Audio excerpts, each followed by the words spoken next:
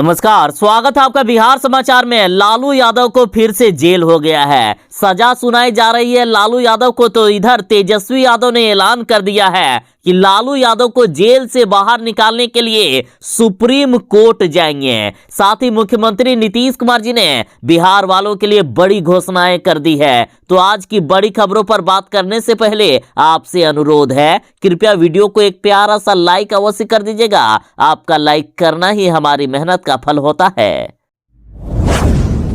अब जीतनराम मांझी लालू यादव के पक्ष में आ गए हैं। जीतनराम मांझी ने लालू यादव की श्री कृष्ण से तुलना तक कर दी है। डोरंडा कोषागार से अवैध निकासी के मामले में लालू यादव को दोषी करार दिया गया। लालू यादव को जेल हो गई। तो इधर राजद सुप्रीमो के दोषी पाए जाने पर जीतनराम मांझी पूरी तरह से दुखी हैं। इन्होंने कहा कि समाज जिसे पूजता है, जिसकी पूजा करती है, उसे फंसा दिया गया है। सीधा सीधी जीतनराम मांझी का कहना है कि लालू यादव को फंसा करके जेल में डाल दिया गया। जीतनराम मांझी ने लालू यादव के पक्ष में कहा कि जिनका समाज पूजा करता है, जिससे प्रेरणा लेता है और अच्छे व्यक्ति मानता है, वैसे लोग फंसा दिए जाते हैं। हालांकि ये मामला न्यायाधीश से जुड़ा है, लिहाजा टिप्पणी करना उचित नहीं है। जीतनराम मांझी बोले हैं कि लालू जी को सजा होने के बाद गरीब गुरुओं में हताशा है। उन्होंने कहा कि लालू सामाजिक न्याय व समाजवाद के पुरोधा है और उनका समाज के प्रति काफी योगदान रहा है। इन्होंने पूछा है कि एक समाजवादी नेता को आखिर किस वजह से बार बार जेल जाना पड़ रहा है। और इतना ही नहीं, इन्होंने लालू यादव की तुलना भगवान श्री कृष्ण से भी कर दी। इन्होंने कहा कि भगवान श्री कृष्ण भी जेल में रहे थे, तो क्या वे गुनहगार थे? जिस तरह से भगवान श्री कृष्ण गुनहगार नहीं थे, उसी तरह से लालू यादव गुनहगार नहीं है, उन्हें फंसाया जा रहा है।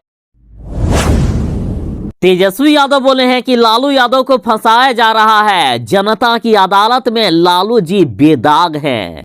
तेजस्वी यादव ने कहा है कि लोअर कोर्ट का निर्णय अंतिम जजमेंट नहीं होता है, हम हाई कोर्ट जाएंगे, लालू यादव को जमानत दिलाएंगे। तेजस्वी यादव ने कहा है कि हम कोर्ट के आदेश का सम्मान करते हैं, पर लोअर कोर्ट का निर्णय अंतिम जजमेंट नहीं है। कई बार होता है कि लोअर कोर्ट का निर्णय हाई कोर्ट में, तो हाई कोर्ट का निर्णय सुप्रीम कोर्ट में पलट जाता है। हम लोग इस मामले के खिलाफ ऊपरी अदालत में जाएंगे, जहां उम्मीद है कि हमें न्याय मिलेगा और लालू जी जरूर बरी होंगे। तेजस्वी यादव बोले कि बिहार में 80 घोटाले हुआ है, जिसका कोई चर्चा नहीं है, कहीं कोई केस नहीं हुआ। तेजस्वी बोले कि आजादी जब से मिली है, तब से लगता है कि एक यही घोटाला हुआ है। जब घोटाला एक ही है, साजिश एक बार ही हुई है, तब बार बार सजा देने का आखिर क्या मतलब है भाई?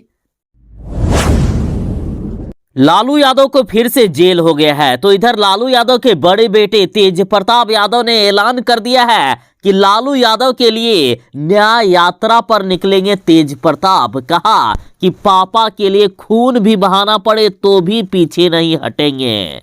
तेज प्रताप यादव ने कहा है कि बिहार में कितने घोटाले हुए हैं, लेकिन उस पर कोई कार्रवाई नहीं हुई है। सृजन घोटाले के आरोपी घूम रहे हैं, लोग गरीबों के पैसे लेकर देश से भाग गए, उन पर कोई कार्रवाई नहीं हुई। लेकिन गरीबों के नेता लालू यादव को बार बार ये सरकार फंसा करके जेल में डाल देती है। और इधर तेज प्रताप यादव पिता को इंसाफ दिलाने के लिए न्याय यात्रा पर निकलने वाले हैं। इसकी जानकारी देते हुए उन्होंने कहा कि घोटाला और भ्रष्टाचार को बढ़ावा दे रही केंद्र और बिहार सरकार के खिलाफ वे न्याय यात्रा पर निकलेंगे। तेज प्रताप यादव बोले कि नीरव मोदी, माल्या जैसे लोग गरीबों के पैसे लेकर देश से भाग गए, उन पर कार्रवाई आखिर क्यों नहीं हुई है? मुख्यमंत्री नीतीश कुमार भी हत्या के मामले में आरोपित है, उन्हें आखिर कब सजा होगी? इन्होंने कहा कि लालू यादव जिन्होंने सामाजिक न्याय किया, गरीबों को आवाज दी, जो असल में सामाजिक न्याय पुरोधा है, उन्हें बेवजह परेशान किया जा रहा है। और ऐसे में हम न्याय यात्रा पर निकलेंगे और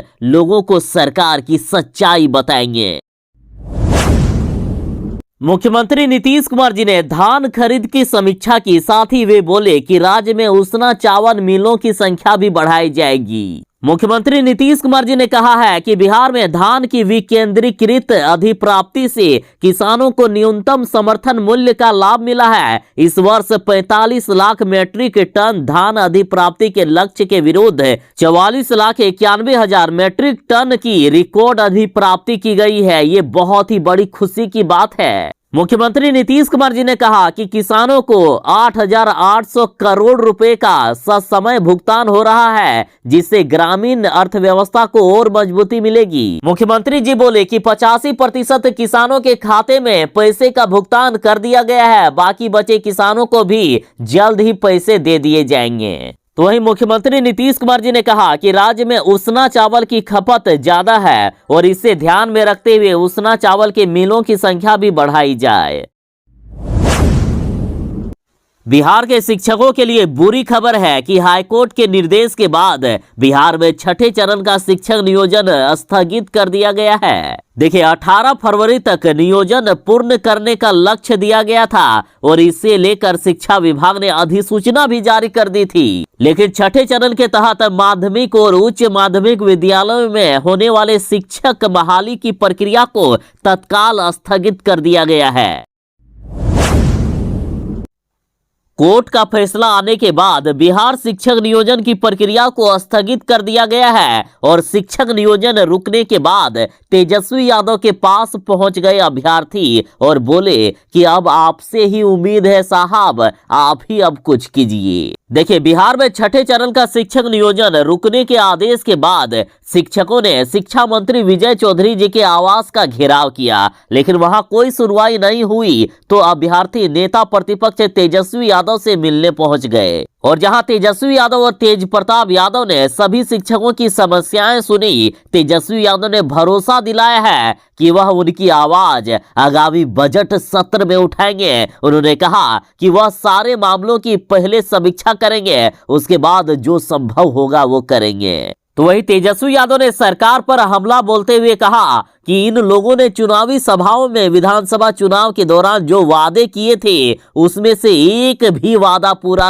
हुआ हो तो बता दें। पूरे बिहार में इतने सारे पद खाली हैं लेकिन भरा नहीं जा रहा है। अगर परीक्षा होती है तो धांधली की खबर आती है। ये लोग जितना बोलते हैं उसमें एक भी कमिटमेंट पूरा नहीं करते हैं। तेजस्वी यादव ने वादा किया है कि हम शिक्षकों के लिए जंग लड़ेंगे, शिक्षकों को न्याय दिलाएंगे। गुजरात हाईकोर्ट में एक याचिका लगी है जिसमें से कहा गया कि मस्जिदों में लगे लाउडस्पीकर का शोर आखिर क्यों सुने। गुजरात हाईकोर्ट में एक याचिका दाखिल की गई है। उसके अनुसार याचिकाकर्ता ने कहा है कि वह इस्लाम धर्म में यकीन नहीं करता, इसलिए उसे रोज रोज मस्जिद पर लगे लाउडस्पीकर से आने वाली आवाज को सुनने के लिए बाध्य नहीं किया जा सकता और हाईकोर्ट ने इस याचिका पर राज्य सरकार से जवाब मांगा है। गुजरात हाईकोर्ट ने एक जनहित याचिका पर राज्य सरकार को नोटिस जारी किया है। इस याचिका में मस्जिदों पर लाउडस्पीकरों पर प्रतिबंध लगाने के लिए आवश्यक निर्देश देने का अनुरोध किया गया है। तो वहीं राज्य सरकार को 10 मार्च तक जवाब देने का भी समय दिया गया है। साथ ही याचिकाकर्ता ने अपनी याचिका में दावा किया है कि मस्जिदों पर लगे लाउडस्पीकरों से 200 डेसिबल से भी अधिक ध्वनि निकलती है, जबकि ध्वनि प्रदूषण नियमों के अनुसार इसकी सीमा अधिकतम 80 डेसिबल होनी चाहिए। साथ ही सुप्रीम कोर्ट के एक पुराने फैसले का जिक्र करते हुए कोर्ट ने अपने फैसले में कहा है कि अगर आप भगवान की पूजा करते हैं तो इसका अर्थ ये नहीं है कि आप लाउडस्पीकर का प्रयोग करें। ये अधिकार किसी को भी नहीं है। साथ ही अदालत में दलील देते हुए कहा गया कि कोई भी धर्म ये दावा नहीं कर सकता कि उसके यहाँ पूजा या प्रार्थना करने के लिए लाउडस्पीकर का प्रयोग करना अनिवार्य है। ये अलग से लोगों ने धीरे धीरे इसका प्रयोग करना शुरू कर दिया। लालू यादव के राजनीतिक भविष्य पर ग्रहण लग रहा है। 1.5 दर्जन से भी ज्यादा बीमारियों से जूझ रहे हैं राजद सुप्रीमो लालू यादव और अब फिर से लालू यादव को जेल ले जाया गया है। 21 फरवरी को लालू यादव की सजा का ऐलान किया जाएगा और अब तक लालू यादव को 27 साल की सजा सुनाई जा चुकी है। तो वहीं कोर्ट में वकील के द्वारा ये कहा जा रहा है कि अगर लालू यादव को 3 साल या उससे कम की सजा मिलती है तो उन्हें निचले अदालत से तत्काल बेल मिल जाएगी, लेकिन यदि 3 साल से ज्यादा की सजा मिलेगी तो जमानत के लिए उन्हें उच्च न्यायालय जाना पड़ेगा। साथ ही ये भी कहा गया कि लालू यादव को पिछली बार उनके स्वास्थ्य को लेकर जमानत दी गई थी, अतः इस बार भी लालू यादव को ज्यादा दिनों की सजा नहीं सुनाई जानी चाहिए। अब बिहार में कोई भी फ्री में बिजली का उपयोग नहीं कर पाएगा। जिस तरह से फोन में पहले रिचार्ज करना होता है, उस तरह से बिजली लेने के लिए भी प्रीपेड स्मार्ट मीटर में रिचार्ज करना होगा। और इधर देखिए बड़ी खबर है कि पटना के सभी घरों में जुलाई तक लग जाएंगे प्रीपेड स्मार्ट मीटर। भागलपुर, गया और मुजफ्फरपुर में भी तैयारी शुरू की गई है। अब जिस तरह से आप अपने फोन को पहले रिचार्ज करते हो, उसी तरह से घर में बिजली चलाने के लिए मीटर को पहले रिचार्ज करना होगा। जितने दिनों तक आप रिचार्ज करोगे, उतने दिनों तक ही बिजली का उपयोग कर पाओगे। और कहा जा रहा है कि अब अगले 5 महीने के अंदर हर घर में स्मार्ट मीटर देखने को मिलेंगे। और इसके लिए 36 लाख स्मार्ट प्रीपेड मीटर खरीदने की प्रक्रिया भी बिजली विभाग ने शुरू कर दी है। 1 महीने के भीतर ये प्रक्रिया पूरी कर ली जाएगी। चिराग पासवान ने ऐलान किया है कि बिहार में हमने कर दी जेपी से भी बड़े आंदोलन की शुरुआत। चिराग पासवान पूरी तरह से एक्शन मोड में आ गए हैं। चिराग पासवान ने बिहार बचाओ आंदोलन की शुरुआत की है। तो वहीं चिराग पासवान ने जब 15 फरवरी को प्रदर्शन किया तो उनके कार्यकर्ताओं पर लाठियां बरसाई गई, जेल कई को ले जाया गया। तो कई पर प्राथमिकी दर्ज है। और इन सब मुद्दों को लेकर चिराग पासवान ने कहा कि लगता है कि मुख्यमंत्री मुझसे डरते हैं। चिराग पासवान ने कहा है कि पुलिस की टीम वही कर रही है जो करने के लिए ऊपर से निर्देश दिया गया था। चिराग पासवान ने आरोप लगाया है कि हमारे कार्यकर्ताओं और नेताओं को रौंदने का आदेश मुख्यमंत्री की तरफ से मिला था। हमारे पर जो आंसू गैस के गोले छोड़े गए, लाठियां बरसाई गई, वो और कोई नहीं बल्कि मुख्यमंत्री नीतीश कुमार जी की तरफ से निर्देश मिलने के बाद पुलिस ने किया।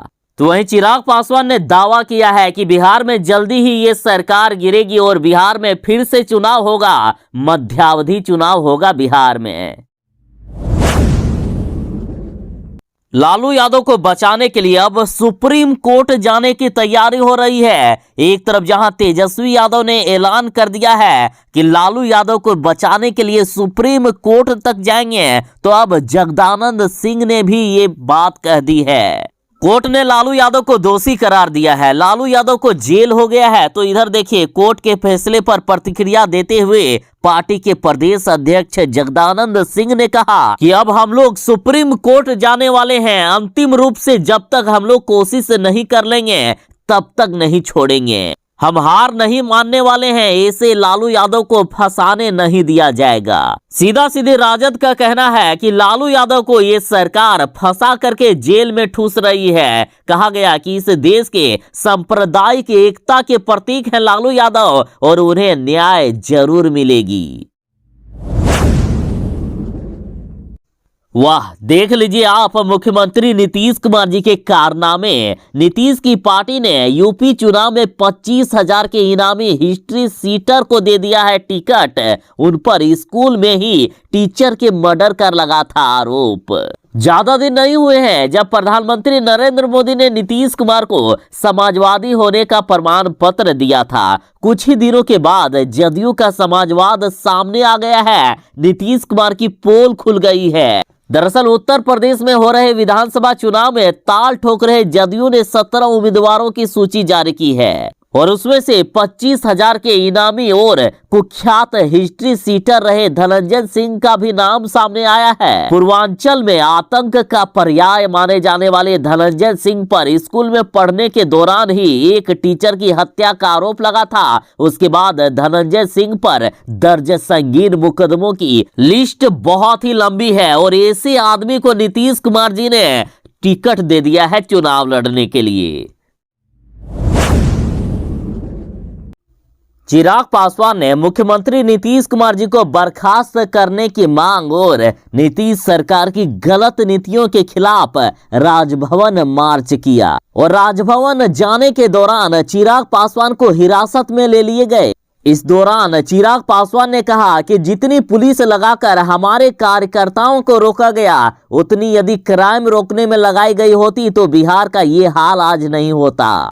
चिराग पासवान ने कहा कि हम लोग नीतीश सरकार को हटाने की मांग को लेकर राजभवन जाकर ज्ञापन सौंपना चाहते थे। शांतिपूर्ण तरीके से हम सड़क पर जा रहे थे, तभी हमारे कार्यकर्ताओं पर लाठी बरसाई गई, जो कि ठीक नहीं है। जनता ने सब कुछ देखा है, समय आने पर इसका जवाब मिलेगा। चिराग पासवान ने कहा है कि आज बिहार बदहाल है, लोग शासन प्रशासन से त्रस्त हैं और इस सरकार को कोस रहे हैं। भ्रष्टाचार चरम पर है, युवाओं को नौकरी नहीं दी जा रही है, नौकरी मांगने वाले शिक्षकों पर लाठियां बरसाई जाती है। ऐसे में क्या हम लोग शांतिपूर्ण तरीके से प्रदर्शन भी नहीं कर सकते क्या?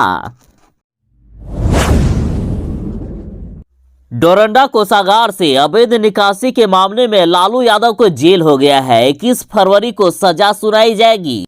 तो इस पर राजद नेता शिवानंद तिवारी ने कहा है कि सियासत की दुनिया में सिर्फ लालू यादव ही अकेला पापी, बाकी तो सब साधु संत हैं। शिवानंद तिवारी ने कहा है कि हमारे देश में भ्रष्टाचार के खिलाफ कार्रवाई होने या नहीं होने के पीछे भी राजनीतिक मकसद होता है। शिवानंद तिवारी ने 2015 के विधानसभा चुनाव का किस्सा याद कराया। उन्होंने कहा कि नीतीश कुमार उस समय महागठबंधन के मुख्यमंत्री के उम्मीदवार के रूप में अभियान चला रहे थे और उस समय प्रधानमंत्री नरेंद्र मोदी जी ने भाजपा की कमान संभाले हुए थे और उस दरमियान प्रधानमंत्री जी ने नीतीश कुमार पर भ्रष्टाचार और घोटाले के कितने आरोप लगाए थे। जहां तक मुझे स्मरण है, गोपालगंज और मुजफ्फरपुर की चुनावी सभाओं में प्रधानमंत्री ने नीतीश कुमार की सरकार के भ्रष्टाचार और घोटाले के 22 आरोप गिनाए थे। इन्होंने पूछा कि उन आरोपों का आखिर क्या हुआ? क्या वे जब महागठबंधन छोड़ के